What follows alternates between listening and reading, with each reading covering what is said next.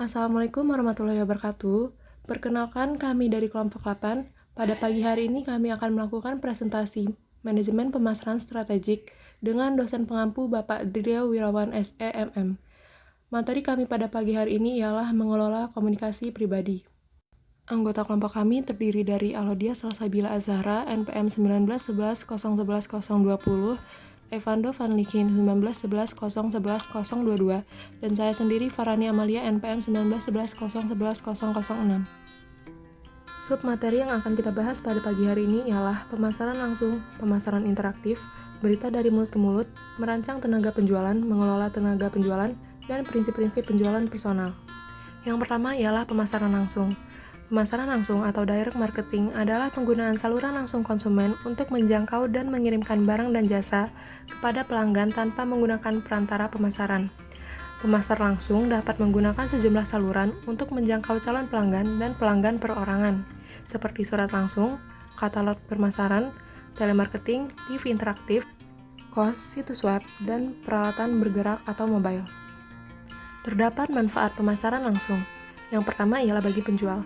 Tentunya manfaat pemasaran langsung yang utama adalah bagi penjual, di mana dengan melakukan pemasaran akan menemukan metode efektif serta yang paling minim modal.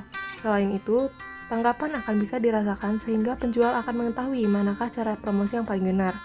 Bagi penjual, pemasaran ini dapat juga mengatur saat yang tepat untuk menarik calon konsumen. Yang selanjutnya ialah bagi konsumen. Manfaat bagi konsumen yaitu pemasaran langsung akan mempermudah proses pembelian yang dapat menghemat waktu. Selain itu, tersedia pula katalog yang dapat dijadikan perantara konsumen untuk bebas melihat dan memilih produk yang diinginkan. Selain bagi konsumen eceran, konsumen grosiran juga akan menerima manfaat dari pemasaran langsung, di mana harga yang akan diberikan jelas lebih murah karena pemesanan dalam jumlah besar. Selain itu, akan ada proses tawar-menawar yang tidak dilihat oleh banyak orang seperti di pasar. Selanjutnya ada surat langsung.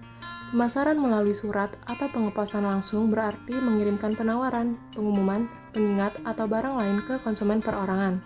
Tujuannya, sebagian besar pemasar langsung ingin mendapatkan pesanan dari calon pelanggan dan menilai keberhasilan kampanye berdasarkan tingkat respons dari pelanggan.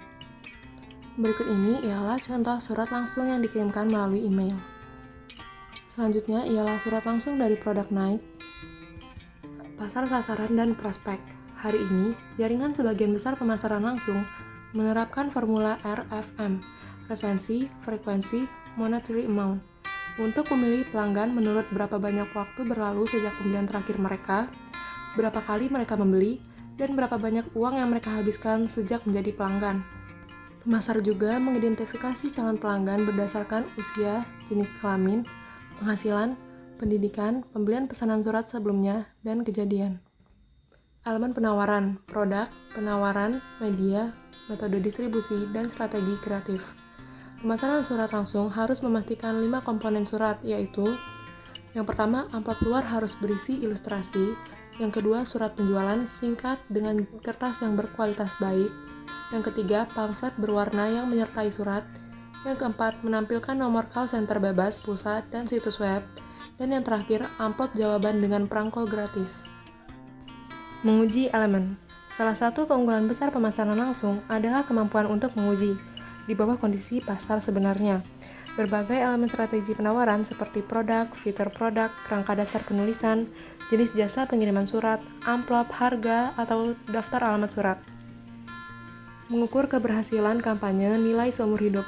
Dengan menambahkan biaya kampanye yang direncanakan, pemasar langsung dapat menentukan tingkat respons impas yang dibutuhkan. Titik tengah tingkat ini harus merupakan hasil bersih barang yang dikembalikan dan piutang tak tertagih. Bahkan ketika ada kampanye yang gagal mencapai titik impas dalam jangka pendek, kampanye tersebut pasti menguntungkan dalam jangka panjang. Jika nilai seumur hidup pelanggan difaktorkan dengan menghitung rata-rata umur pelanggan, rata-rata pengeluaran tahunan pelanggan, dan rata-rata margin kotor, dikurangi biaya rata-rata akuisisi dan pemeliharaan pelanggan. Pemasaran katalog. Dalam pemasaran katalog, perusahaan dapat mengirimkan katalog barang lini penuh, katalog konsumen khusus, dan katalog bisnis, biasanya dalam bentuk cetak, tapi kadang-kadang juga dalam bentuk CD, video, atau online. Di bawah ini ialah contoh-contoh dari katalog, ada dari Alfamart, Hypermart, dan juga Nike. Telemarketing. Telemarketing atau pemasaran jarak jauh adalah penggunaan telepon dan pusat panggilan atau call center untuk menarik prospek, menjual kepada pelanggan yang telah ada, dan menyediakan layanan dengan mengambil pesanan dan menjawab pertanyaan melalui telepon. Selanjutnya ada media lain untuk pemasaran respons langsung. Pemasaran langsung menggunakan seluruh media utama, surat kabar dan majalah berisi banyak iklan media cetak yang menawarkan buku, artikel pakaian, peralatan, liburan, serta barang jasa lain yang dapat dipesan perorangan melalui nomor bebas pulsa. Iklan radio menampilkan penawaran 24 jam per hari. Beberapa perusahaan menyiapkan informatika 30 dan 60 menit untuk menggabungkan penjualan iklan televisi dengan daya tarik informasi dan hiburan. Beberapa saluran belanja di rumah diberikan untuk menjual barang dan jasa pada nomor bebas pulsa untuk dikirimkan dalam 48 jam. Masalah publik dan etika dalam pemasaran langsung. Yang pertama ialah kejengkelan. Banyak orang yang tidak menyukai sejumlah besar tawaran pemasaran langsung yang melibatkan penjualan paksa. Yang kedua, ketidakadilan. Beberapa pemasar langsung memanfaatkan pembeli yang impulsif atau kurang mengerti atau mengeksploitasi orang yang rentan, terutama orang lanjut usia. Kemudian ada penipuan dan pemalsuan. Beberapa pemasar langsung merancang surat dan menulis teks yang dimaksudkan untuk menipu. Mereka melebih-lebihkan ukuran produk, kinerja, atau harga eceran. Tampaknya hampir setiap saat konsumen memesan produk melalui surat atau telepon, mengikuti undian, mengajukan kartu kredit, atau berlangganan majalah. Nama, alamat, dan perilaku pembelian mereka mungkin ditambahkan ke beberapa database perusahaan. Pemasaran interaktif. Terdapat keunggulan dan kelemahan dari pemasaran interaktif. Keunggulannya yang pertama ialah perusahaan dapat mengirimkan pesan khusus yang melibatkan konsumen dengan mencerminkan minat dan perilaku khusus mereka. Yang kedua, biaya pemasaran menjadi lebih rendah. Yang ketiga, kemudahan dalam pengukuran respons. Yang keempat, pemasar dapat menempatkan iklan berdasarkan kata kunci dari mesin pencari. Yang kelima, web sangat efektif untuk menjangkau masyarakat sepanjang hari. Kelemahannya yang pertama, pengiklan kehilangan kendali atas apa yang ingin dilakukan konsumen dengan pesan online dan kegiatan mereka. Kemudian, konsumen dapat menyaring sebagian besar pesan secara efektif. Dan terakhir, klik palsu yang menyebabkan pemasaran menjadi kurang efektif. Menempatkan iklan dan promosi online dalam pemasaran interaktif. Perusahaan memilih bentuk pemasaran interaktif yang paling efektif biaya dalam mencapai tujuan komunikasi dan penjualan. Ini terdiri dari situs web, situs mikro, iklan pencarian berbayar, iklan tampilan atau iklan spanduk, iklan antara, iklan dan video khusus internet, pemberian sponsor, aliansi, komunitas online, email, dan pemasaran mobile. Berikut ialah contoh dari pemasaran interaktif yang dilakukan di sosial media, seperti di TikTok dan Instagram. Yang selanjutnya yaitu word of mouth marketing. Pemasaran dari mulut ke mulut atau word of mouth (WOM) marketing bisa sangat efektif untuk bisnis kecil yang di dalamnya pelanggan dapat merasakan hubungan yang lebih pribadi. Jaringan sosial dalam bentuk komunitas virtual online yang menjadi sumber daya yang penting bagi perusahaan. Selanjutnya, bagaimana berita dari mulut ke mulut tersebar? Pemasaran buzz. Pemasaran buzz, gosip atau pembicaraan menghasilkan keterkaitan, menciptakan publisitas, dan mengekspresikan informasi relevan baru yang berhubungan dengan merek sarana yang tak terduga atau bahkan mengejutkan. Bertentangan dengan pendapat populer, produk tidak harus mengejutkan atau menghasilkan buzz. Dapat membantu menciptakan buzz dan media atau iklan tidak selalu diperuntukkan. Pemasaran viral.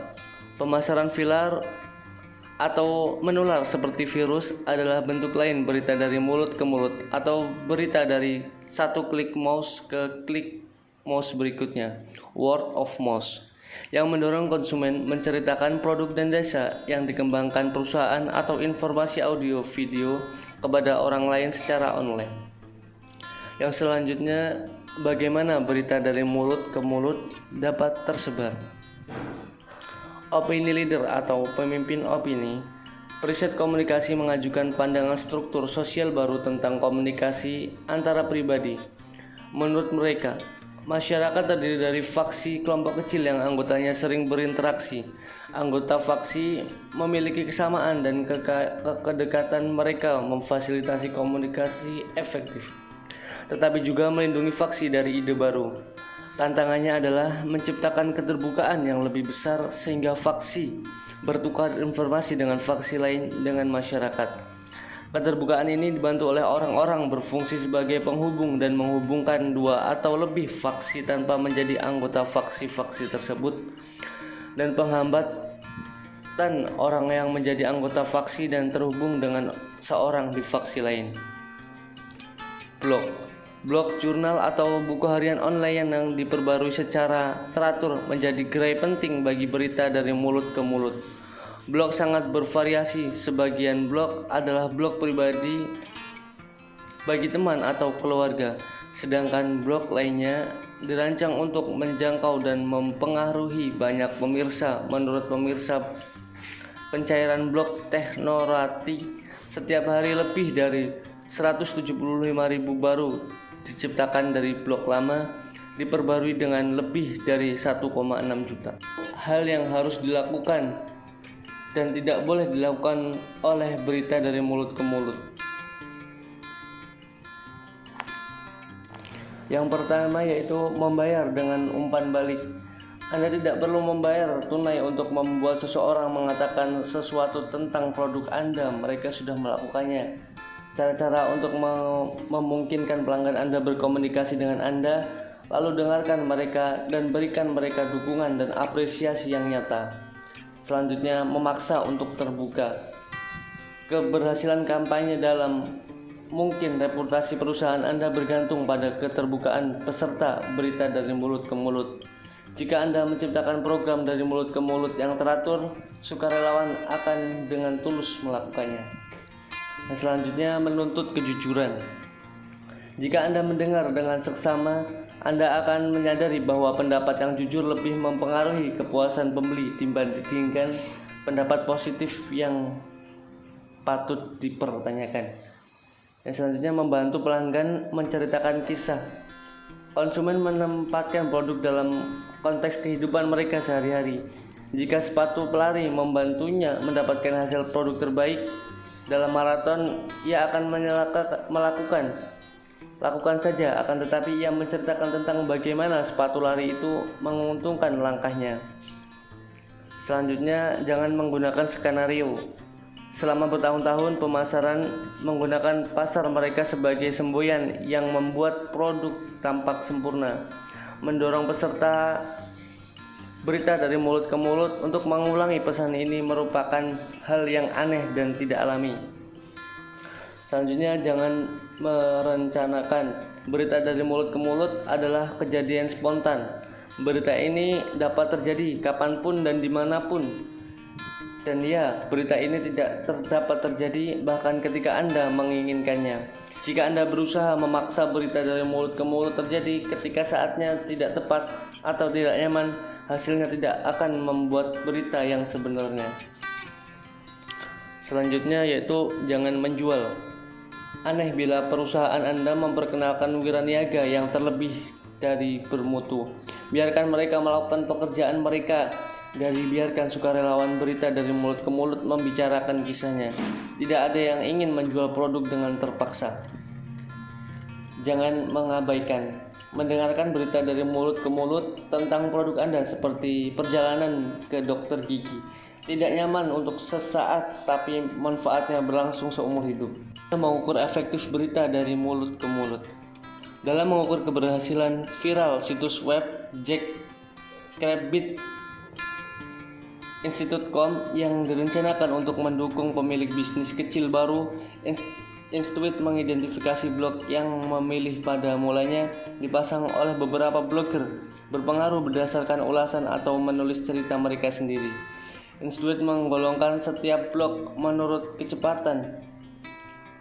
Apakah dibutuhkan waktu sebulan atau terjadi dalam beberapa hari? Pangsa suara sebagian banyak besar percakapan yang terjadi di arena blog. Kualitas suara, apa yang dikatakan sebagian positif atau negatif perkataan tersebut dan sentimen. Yang selanjutnya, merancang tenaga penjual. Bentuk asli dan paling tua pemasaran langsung adalah kunjungan penjual lapangan. Saat ini sebagian besar perusahaan industri sangat tergantung pada tenaga penjual profesional untuk menemukan tempat calon pelanggan, mengembangkan menjadi pelanggan, dan menumbuhkan bisnis, atau mereka mempekerjakan perwakilan produsen dan agen untuk melaksanakan tugas penjualan tersebut. Istilah perwakilan penjualan mencangkup 6 posisi, melalui dari jenis penjualan yang paling tidak kreatif sampai yang paling kreatif. Yang pertama, pengirim atau deliver. Wiraniaga yang tugas utamanya adalah mengirim produk fire bahan bakar atau minyak. Yang kedua, pengambil pesanan atau order taker. Pengambil pesanan dalam berdiri di belakang counter atau pengambil pesanan luar menelpon manajer pasar swalayan. Yang ketiga, misionaris. Wiraniaga yang tidak diharapkan atau diizinkan mengambil pesanan tetapi lebih bertugas untuk membangun citra baik atau mendidik pengguna aktual atau potensial. Detailer medis mempersiapkan rumah sakit yang berita. Yang keempat yaitu teknisi. Wiraniaga dengan tingkat pengetahuan teknis yang tinggi. Contohnya wiraniaga teknik yang terutama menjadi konsultan untuk perusahaan klien. Yang kelima, pencipta permintaan. Wiraniaga yang bergantung pada metode kreatif untuk menjual produk berwujud. Contohnya penyebab debu, sikat pembersih, produk rumah tangga atau produk tidak berwujud. Yang keenam, penyedia sosialisasi. Penyedia solusi. Wiraniaga yang keahliannya menyelesaikan masalah pelanggan, sering ini dengan sistem produk dan jasa perusahaan. Misalnya komputer dan sistem komunikasi. Tujuan dan strategi tenaga penjualan. Perusahaan harus menjelaskan tujuan tenaga penjual secara spesifik. Alokasi spesifik tergantung pada jenis produk dan pelanggan, tetapi tanpa memperhatikan konteks penjualan. Wiraniaga harus melaksanakan suatu atau lebih tugas khusus berikut. Yang pertama, mencari calon anggota atau prospek. Yang kedua, menentukan sasaran. Yang selanjutnya, mengkomunikasikan serta menjual, melayani, mengumpulkan informasi dan mengalokasikan. Tujuan dan strategi tenaga penjualan. Perusahaan harus menempatkan tenaga penjual secara strategis sehingga dapat berhubungan dengan pelanggan secara tepat pada saat yang tepat. Seorang wiraniaga juga harus tahu bagaimana cara menganalisis, mengukur potensi pasar, mengumpulkan intelijen pasar, dan mengembangkan strategi dan potensi pasar. Setelah perusahaan memiliki pendekatan, perusahaan dapat menggunakan tenaga penjual langsung atau direct atau tenaga kerja kontraktual. Struktur tenaga penjualan. Strategi tenaga penjualan mempunyai implikasi bagi strukturnya.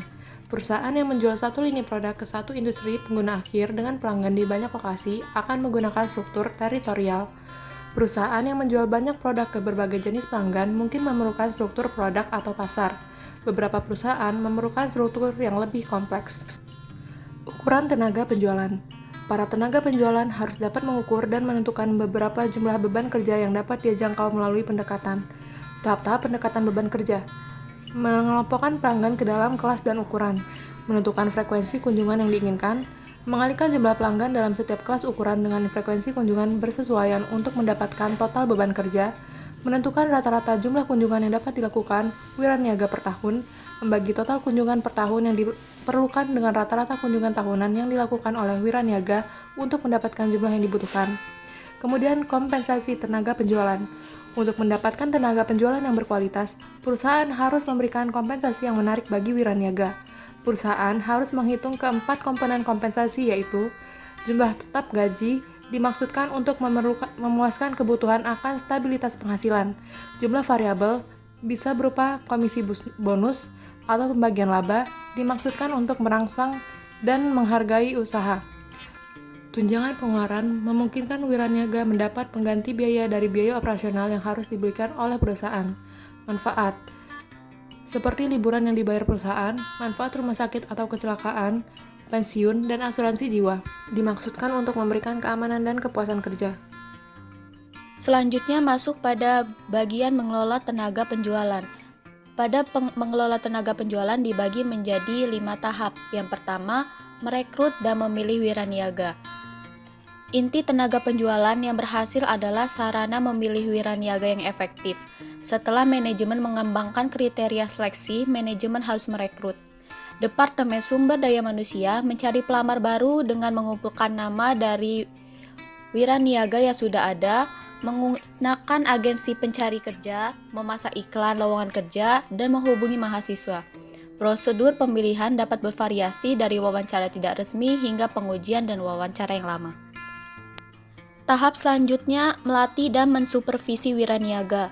Pelanggan mengharapkan wiraniaga mempunyai pengetahuan produk yang dalam, menambah ide untuk meningkatkan cara kerja pelanggan, efisien dan dapat diandalkan, sehingga mengharuskan perusahaan untuk melakukan investasi yang jauh lebih tinggi dalam latihan penjualan. Wiraniaga baru dapat menghabiskan beberapa minggu sampai beberapa bulan untuk mengikuti pelatihan. Waktu pelatihan beragam, tergantung dari kerumitan tugas penjualan dan tipe orang yang direkrut. Metode pelatihan baru terus muncul seperti penggunaan pemutar audio atau video, CD dan CD-ROM, dan pembelajaran terprogram, pembelajaran jarak jauh, dan film. Selanjutnya, produktivitas wiraniaga. Beberapa riset menunjukkan wiraniaga saat ini menghabiskan terlalu banyak waktu untuk melakukan penjualan ke pelanggan kecil yang kurang menguntungkan dan tidak memusatkan perhatian pada pelanggan besar yang lebih menguntungkan. Untuk mencegah hal tersebut, dibutuhkan norma untuk kunjungan ke calon pelanggan dan menggunakan waktu penjualan secara efisien. Norma untuk kunjungan ke calon pelanggan. Suatu perusahaan sering menentukan berapa lama waktu yang harus dihabiskan wiraniaga untuk mengunjungi pelanggan baru. Perusahaan menetapkan standar kunjungan ke calon pelanggan untuk sejumlah alasan, karena banyak wiraniaga yang akan menghabiskan sebagian besar waktu mereka dengan pelanggan lama dengan alasan jumlah pesanannya yang sudah jelas. Perusahaan justru bergantung pada wiraniaga misionaris untuk membuka jalan bagi pelanggan baru. Yang kedua, menggunakan waktu penjualan secara efisien. Analisis waktu dan tugas membuat wiraniaga memahami bagaimana mereka menghabiskan waktu mereka dan bagaimana mereka dapat meningkatkan produktivitas dalam suatu hari. Wiraniaga menghabiskan waktu untuk merencanakan, berpergian, menunggu, menjual, dan melakukan tugas administratif. Wiraniaga sendiri dibagi menjadi dua jenis, yaitu wiraniaga luar dan wiraniaga dalam. Wiraniaga luar yaitu wiraniaga yang berpergian untuk mengunjungi pelanggan, sedangkan wiraniaga dalam terdiri dari 3 bentuk.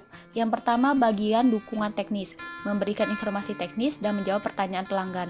Yang kedua, telemarketer, menggunakan telepon untuk menemukan petunjuk baru, mengkualifikasikannya, dan melakukan penjualan kepada mereka.